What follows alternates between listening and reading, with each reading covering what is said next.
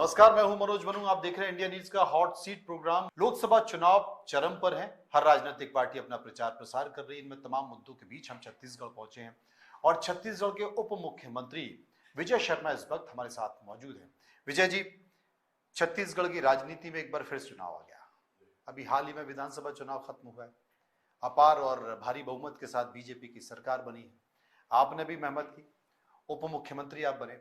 अब लोकसभा चुनाव आ गया। कौन से मुद्दे हैं इस लोकसभा चुनाव में जो बीजेपी उठाने जा रही है? क्या विधानसभा और लोकसभा के मुद्दे एक ही होंगे या इस बार लोकसभा में कुछ अलग मुद्दों के जरिए आप चुनावी मैदान में? तीन बातें हैं जिसके साथ भारतीय जनता पार्टी लोकसभा चुनाव के लिए काम कर रही है। सबसे पहली बात तो यह है कि केंद्र की सरकार में 2014 के बाद नरेंद्र मोदी जी की सरकार आती है और उसके बाद कितने बड़े परिवर्तन समूचे देश ने देखे हैं। छर्रे तक मंगाए जाते थे, विदेशों से आयात किए जाते थे सेना के लिए, और अब ब्रह्मोस मिसाइल एक्सपोर्ट हो रहा है। बड़ा परिवर्तन है। प्रतिदिन 25 से लेकर के 35 किलोमीटर नेशनल हाईवे बन रहा है। ये जो एम्स हमारे रायपुर में बना हुआ है, ऐसे 6 एम्स हुआ करते थे 2014 तक, अब 21 एम्स ऐसे हैं। रफ्तार सरकार की गजब है। साथ ही साथ प्रक्रियाओं में भी परिवर्तन की बात। CAA देश के लिए आवश्यक था, वो लेकर आए। तुरंत 3 तलाक महिलाओं के लिए बहुत आवश्यक था, वो लेकर आए। नॉर्थ ईस्ट में जितने भी ज्वलंत मुद्दे थे सब शांत हो गए हैं, वो ठीक हो गया है। 370 अनुच्छेद के अधिकतम प्रावधानों को समाप्त करते हुए 370 2019 में भाजपा की प्रतिबद्धता देखें आप। 1952 में वहां पर डॉक्टर श्यामा प्रसाद मुखर्जी एक देश में 2 विधान 2 प्रधान 2 संविधान नहीं चलेगा ये बोलकर वहां उन्होंने आंदोलन किया, गिरफ्तारी हुई और संदेहास्पद स्थितियों में उनकी मौत होती। उसके बाद वो संकल्प नहीं बदलता है और 2019 में उसको पूरा किया जाता है। आप ये देखें कि 2019 में जब ये हुआ तो कितनी बातें कही गई, खून की नदियां बह जाएंगी, ये है वो है। आपको मैं बताऊं कि 9 से 12 पिक्चर चलता है अब श्रीनगर में, और 2024 में समाप्त हो गया। अभी 2024 प्रारंभ हुआ है। 2024 के वर्ष में इन 3-4 महीनों में एक भी पत्थरबाजी की घटना नहीं हुई वहां। ये ड्रास्टिक चेंज वहां पर हुआ है। वही नहीं, आवश्यकता अनुरूप पूरे देश में गजब के काम किए गए। मतलब राष्ट्रीय मुद्दों पर यह चुनाव होगा, ये कहा जाए। एक मसला ये है। दूसरा मसला है नई सरकार जो विष्णुदेव जी की बनी है। इस सरकार ने 3 महीने में जो काम किए हैं, मैं सोचता हूं कि समूचे देश में प्रतिमान के समान है। चाहे वो 21 क्विंटल धान का उपार्जन हो, 3100 रुपया देना हो, 925 रुपया जो प्रति क्विंटल की दर से मूल्य जो देना है वो एक मुश्त देने की बात हो, या 2 साल का बोनस का विषय हो, माताओं बहनों के लिए महतारी बंधन योजना के अंतर्गत किया हुआ काम हो, CBI जांच हमारे PSC के लिए हो, या आप देखें तो 555 रुपये में तेंदुपत्ता की खरीदी। ये सारे मसले, इतने सारे काम इस सरकार ने एक साथ 3 साल में 3 महीने में किए हैं। न सिर्फ योजनाओं को पूरा करना, प्रक्रियागत भी परिवर्तन किए गए। जिस प्रक्रिया में कोल घोटाला किया गया था, ऑनलाइन प्रोसेस को ऑफलाइन किया गया था, उसको फिर से ऑनलाइन किया गया। ऐसे बहुत सारी चीजें की गई। दूसरा मसला है। और तीसरा मसला, जो भ्रष्टाचारी सरकार है जिसको जनता ने नकारा है, क्या 3 महीने में ही वो अपना सर्टिफिकेट जनता से लेना चाहते हैं? वो कोयले का घोटाला आज तक जनता भूली नहीं है। वो महादेव ऐप का पैसा खाना जनता भूली नहीं है। जनता ने शराब के घोटाले को अभी तक भुलाया नहीं है। PSC के घोटाले को जनता ने भुलाया नहीं है। प्रधानमंत्री आवास गरीबों का रोका गया था, जनता ने भुलाया नहीं। इन सारे विषयों को, इस तरीके से 3 बातों को लेकर के भारतीय जनता पार्टी चुनाव में जा रही है। शराब घोटाले का आपने जिक्र किया, कार्रवाई भी हो रही है। पहले ED ने कार्रवाई की, अब आपकी स्थानीय जांच एजेंसियां कार्रवाई कर रही हैं। भूपेश बघेल का नाम FIR में डाल भी दिया गया है। लेकिन शराब का काम करने वाले लोग अभी भी वही हैं।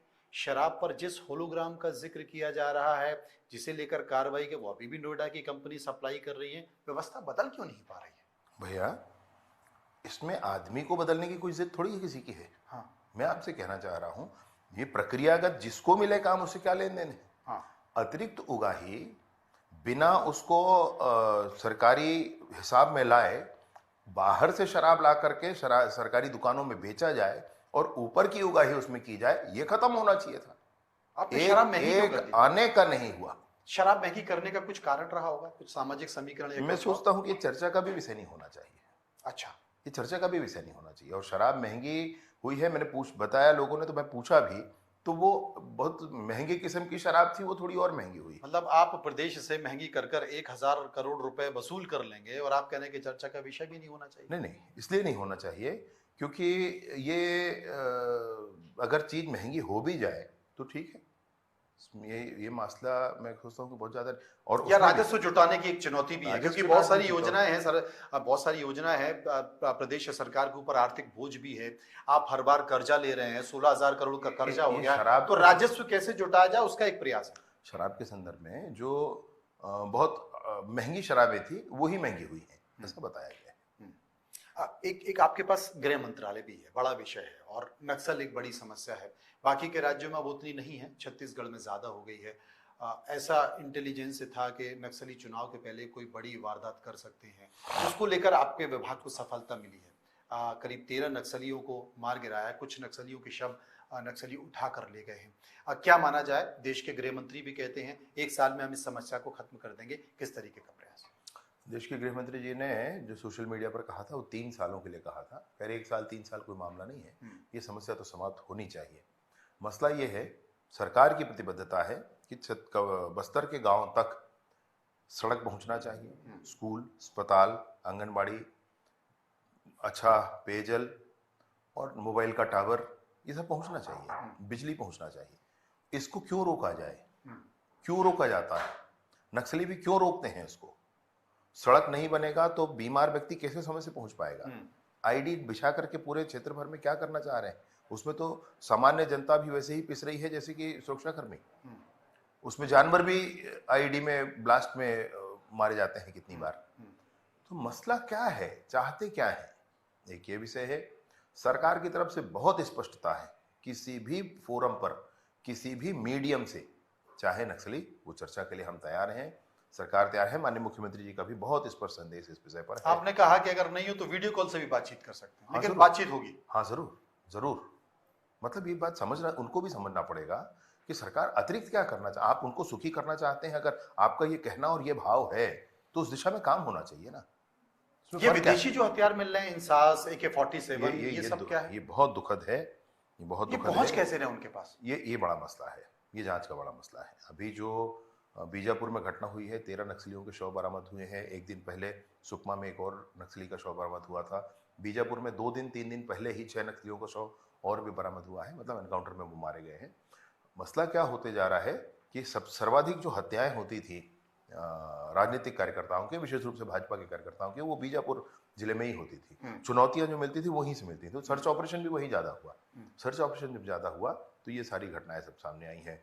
बीजापुर जिले के गंगालूर थाना क्षेत्र है, जिसके अंतर्गत कल ये जमावड़ा हुआ था उनका। 200-250 नक्सली वहां पर एकत्रित थे, शस्त्रधारी नक्सली थे। उनके पास बड़े मॉडर्न वेपन्स हैं, और ये मॉडर्न वेपन उनके पास आना बड़ा चिंता का विषय है, समाज के लिए भी, बाकी क्षेत्रों के लिए तो है भी। विजय जी, लोकसभा चुनाव चल रहा है, आपकी जीत हुई है, और एक बड़ा विषय, एक बड़ा बयान आप सामने आ गया चरणदास महंत का, जो कि नेता प्रतिपक्ष हैं। वो कहते हैं कि भूपेश बघेल और देवेंद्र यादव को इसलिए पहुंचाना है कि मोदी को गाली दे सके और लठ से मोदी का सर फोड़ सके। क्या इसकी भर्त्सना करते हैं? क्या FIR होनी चाहिए? नहीं, भर्त्सना तो करना अलग मामला है, उनको ऐसा कहना नहीं चाहिए। उनकी छवि अलग है पूरे प्रदेश में, उन्होंने बहुत गलत किया है, अपनी छवि के साथ खिलवाड़ किया है, और अब उनकी असलियत सामने आ गई, मैं तो ये कहूँगा। और बिल्कुल स्पष्टता के साथ मैं ये कहना भी चाहता हूँ कि बराबर प्रत्युत्तर आपको मिलेगा अगर आपने गुस्ताखी दोबारा इस तरह से की तो। अपने ही देश के यशस्वी प्रधानमंत्री के संदर्भ में इस तरह से कहना, और कह करके जब जब उनके संदर्भ में कहा गया, मतलब मोदी जी के संदर्भ में, चाहे इन्होंने कहा, चाहे काट देना कहा, किसी ने गोली मार देना कहा, जब जब कहा गया उनकी छवि और निखर कर सामने आई है। इनको स्पष्ट कह देना चाहता हूं मैं, ये गलतियां ये ना करें, इनको पर्याप्त जवाब दिया जाए। अभी किसी दूसरे प्रदेश में होता तो FIR कर दी जाती, लेकिन छत्तीसगढ़ में अब तक ऐसी कोई शिकायत थाने में या FIR नहीं हुई। करेंगे? किसी को ये लगता है वो थाने में जाकर के करता है तो कार्यवाही हो सकती है, क्यों नहीं हो सकती, सामान्य बात है। इस बार 400 पार, छत्तीसगढ़ में कितनी? छत्तीसगढ़ में 11 की 11 जीतेंगे, एकदम पक्का है। ढेर सारी शुभकामनाएं। आपने हमसे बातचीत की, बहुत बहुत थैंक यू वेरी मच।